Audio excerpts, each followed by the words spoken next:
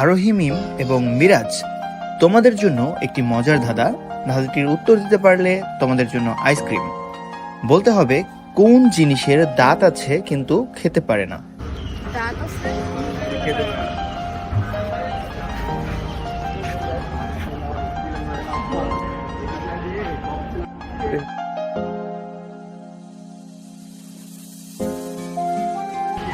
দাঁত আইসক্রিম। থাকলেও খেতে পারে না।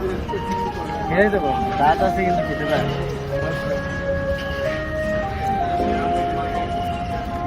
এটা বলে ফেলেন। এটি এমন একটি জিনিস যেটা তোমরা প্রতিদিনই দেখো বা ব্যবহার করো। ব্রাশ। ব্রাশের তো দাঁত থাকে না, ব্রাশের থাকে চুল। চিরুনি চিরুনি Yes. চিরুনি চিরুনি Yes. পেরেছি, আমার একটা আইসক্রিম। ভাই ওরে পাশ থেকে বলে দিচ্ছি। No no no no no